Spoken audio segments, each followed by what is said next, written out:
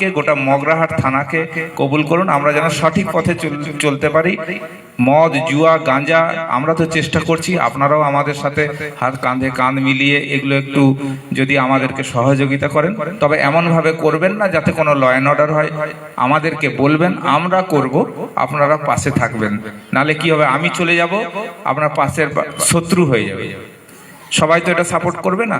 ধরুন আপনি কাউকে নিজে থেকে আইন তুলে নিয়ে কাউকে কেউ কিছু এরকম অবৈধ কাজ করছে তার বাড়িতে গিয়ে সব করলেন, এটা করবেন না।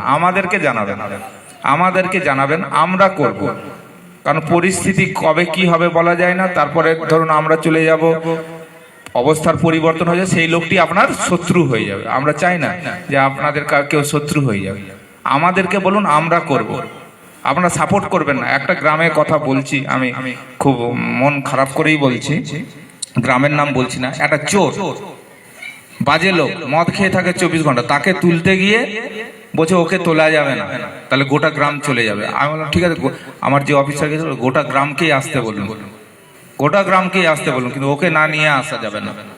তারপর গ্রামের লোক কিছু এসেছিল, মহিলা এবং পুরুষ, প্রায় 25 জনকে অ্যারেস্ট করি এবং পরবর্তীকালে চাপে পড়ে আবার দিয়ে যায়। তো আমি বলে চোরদেরকে কেন সাপোর্ট করব?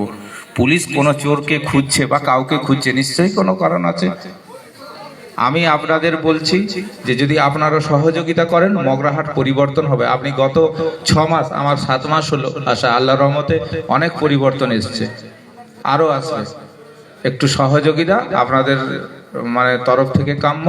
আর এরকম মজলিসে বসার সবাইকে তৌফিক দিক। এরকম আলোচনা সভার মাধ্যমে মানুষের কখন কার মন কোন দিকে আল্লাহর প্রতি রুজু হয়ে যাবে কেউ তো বলতে পারে না। তো যত এইরকম মজলিসে বসবো তত আমার ইমান মজবুত হবে। আর যত বাজারে বসবো, বাজে জায়গায় বসবো, গান আড্ডাখানায়, সেইখানে তখন আমার মন সেই দিকে চলে যাবে। তো আমরা চেষ্টা করব ভালো হওয়ার। আল্লাহ আমাদের সকলকে তৌফিক দিন, কবুল করুন, আমিন। ভাই আলহামদুলিল্লাহ, আল্লাহর শুকর যে আল্লাহ সুবহানাহু ওয়া তাআলা আমাদের মধ্যে আমাদের গর্বকে নিয়ে এসেছিলেন। বহু প্রতীক্ষিত বিশিষ্ট অতিথি ছিলেন, তার মুখ থেকে যেসব কথা বের হয়েছে সত্যি আমাদের গর্বে বুক ফুলে যায়, মাথা উঁচু হয়ে যায়। ভাই সেই জন্য আমরা প্রত্যেকের চেষ্টা করব আমাদের বড় বাবুর কথা অনুসরণ করে চলার, মানার, আমল করার চেষ্টা করব ইনশাআল্লাহ।